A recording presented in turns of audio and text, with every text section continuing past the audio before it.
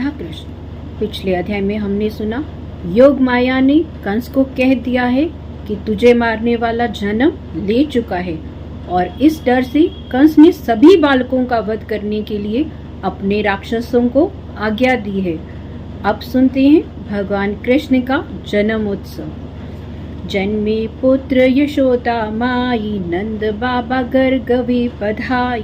2 लाख गाय पुण्य नंद कीनी, अन्न वस्त्र बहु दक्षिणा दीनी।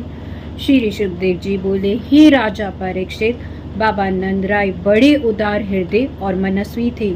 पुत्र जन्म सुन उन्हें अति आनंद हुआ। तत्काल 2 लाख गाय स्वर्ण के सिंह और रूप में खुरमड़ाई रेशमी पटंबर उड़ाए नंद बाबा ने ब्राह्मणों को दान में दी हैं। उन्होंने स्नान आदि करके उत्तम वस्त्र आभूषण धारण किए हैं। तत्पश्चात कर्मकांडी वेदज्ञ ब्राह्मणों को बुलाया गया और बालक का जाति संस्कार कराया गया। पितरों तथा देवताओं की अनेक भांति से पूजा की गई है। 7 पहाड़ तिल के दान किए गए हैं। अनेक प्रकार के वस्त्राभूषण अनाथों को दिए गए हैं। हे परीक्षित, वेदज्ञ ब्राह्मणों ने वेद मंत्रों के द्वारा हवन इत्यादि करके गृह शुद्धि के कर्म शुरू किए। ब्राह्मण बंदीजन मागध सूद आदि स्तुति करने लगे। नंद बाबा से मुंह मांगी आशा पूरी करवाने लगे। अनेक प्रकार के मांगलिक बाजे भेरी तुरही आदि बजने लगे हैं। सारे ब्रजमंडल में गृह आंगन चबूतरे चौक हाट चौहाट झाड़ बुहार कर गौ के गोबर से लीपे जाने लगे हैं। चंदन का छिड़काव हो रहा है। केले और आम के खंबे लगने लगे हैं। द्वार द्वार पर तोरण बंधनवार लगने लगे हैं। सोने के कलश धरे गए हैं। अनेक प्रकार की ध्वजा पताका चित्र विचित्र रंगों के झाड़ फनूस लगाए गए हैं। माला धूप आदि से युक्त सुगंधित वायु सर्वत्र और चलने लगी है। गाय बैल बछड़ों को हल्दी मेहंदी और गिरू से सजाया जा रहा है। मोर पंख के हार माला कंठाओं को सजाए जा रहे हैं। गोप गवाले रंग बिरंगे वस्त्र आभूषण पहन पहनकर प्रसन्नता से नाच कूद रहे हैं। अनेक प्रकार की भेंट की सामग्री थालों में लेकर नंद बाबा के घर की ओर चल रहे हैं। हे राजन, उन ब्रज युवतियों की छटा बड़ी ही अनोखी थी।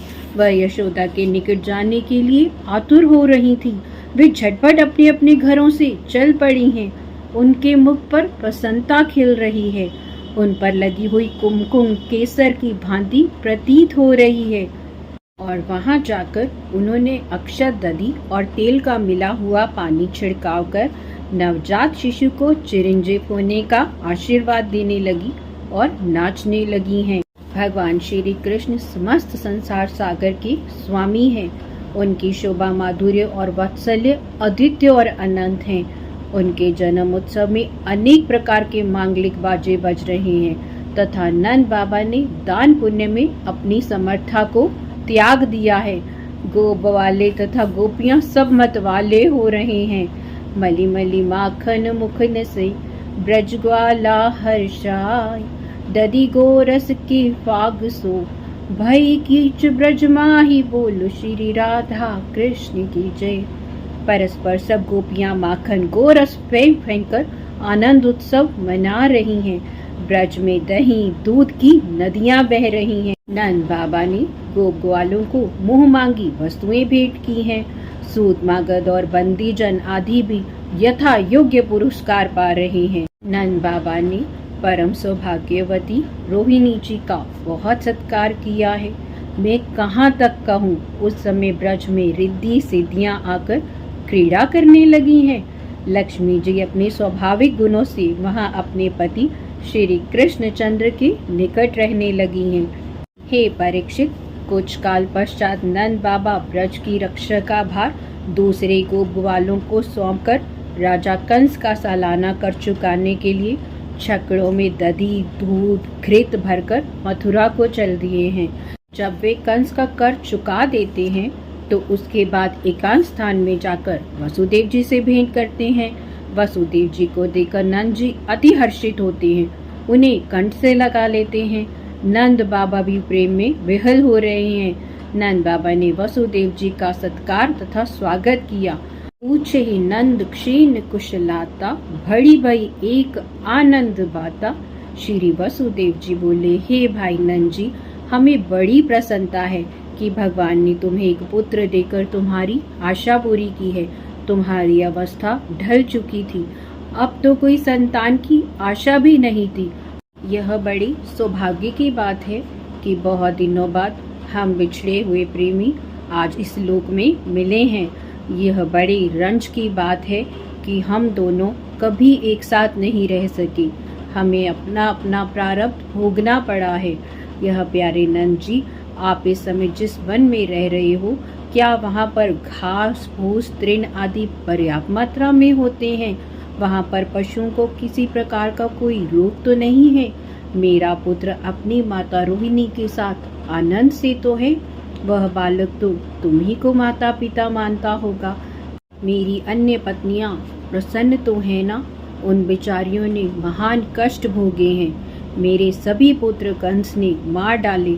अंत में एक कन्या हुई, किंतु वह भी स्वर्ग को चली गई। इस दुख में मुझे महान दुख होता है, किंतु यह भाग्य का दोष है।